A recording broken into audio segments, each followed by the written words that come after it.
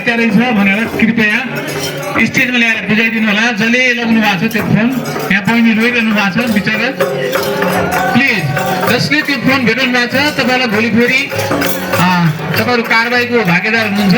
त्योभन्दा पहिले फोन ल्याएर बुझाइदिनुहोस् है, हाम्रो अनुरोध छ। स्टेजमा आउनुहोस्, फोन बुझाइदिनुहोस्।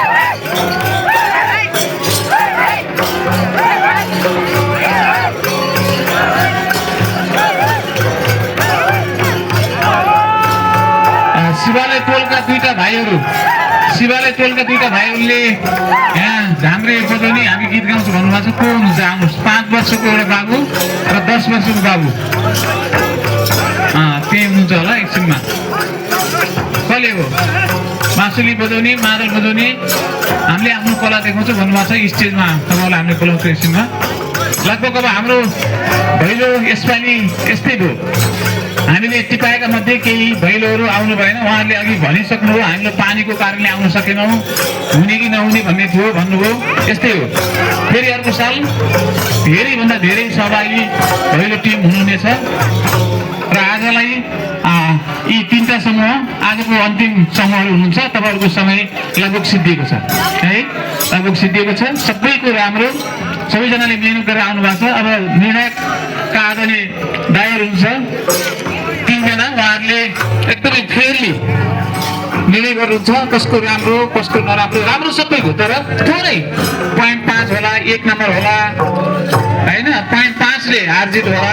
त्यो के कारणले भन्दा कसैको समूह थोरै अथवा कसैको ड्रेस अलि नमिलेको अथवा कसैको गीत नमिलेको, त्यस्तै हुनसक्छ मैले जानेको। उहाँहरूले अब एकछिनपछि त्यो निर्णय सुनाउनुहुन्छ। र सबै सहभागी साथीहरू, सबै भैलो समूहलाई धेरै धेरै धन्यवाद छ। आफ्नो पालिकाले गरेको यस्तो राम्रो सराहनीय काममा यहाँहरू सहभागी भइदिनुभयो, आइदिनु भयो, दुःख गर्नुभयो, धेरै मिहिनेत गर्नुभयो, कति टाढा टाढाबाट आउनु भएको छ। तपाईँहरू सबैलाई धेरै धेरै धन्यवाद। सँगै लगभग आजको अब यो प्रतियोगितात्मक कार्यक्रम यही समापन सिद्धिएको छ। अब एकछिनपछि हामी रिजल्ट निकाल्छौँ।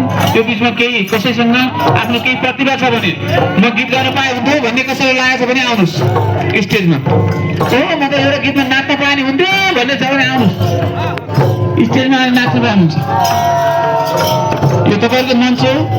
यस्तै मञ्च चढ्नुभयो भने भोलि ठुलो कलाकार बन्न पाइन्छ, सकिन्छ, बनिन्छ। कसैलाई त्यस्तो छ मनमा भने कविता, मुक्तक, चुटकिला केही त्यस्तो केही छ भने हामीलाई सम्पर्क गर्नु होला भन्दै प्रतियोगिताका सबै भैलोहरू यो समापन भइसकेका छ। तपाईँहरू बिदा हुँदै हुनुहुन्छ।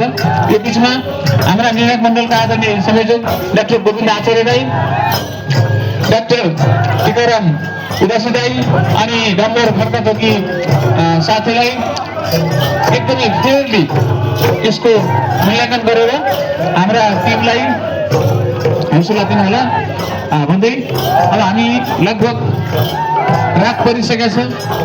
बाटो यस्तो जाम छ, यति धेरै हामी छौँ, यति धेरै भेहिकल साधनहरू छन्, कसरी पुग्ने तलसम्म भन्ने छ।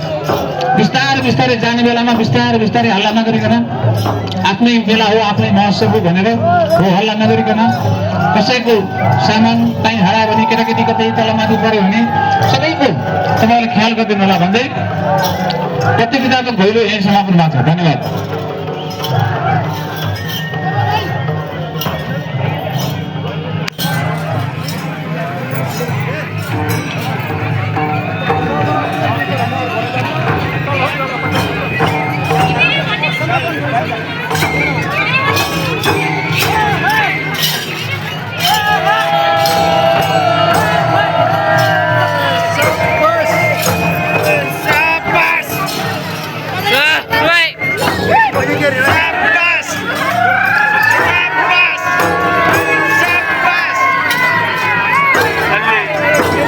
पछाडिबाट अगाडि खिच्छ धेरै मान्छे आउ त यो पुइ फेरि के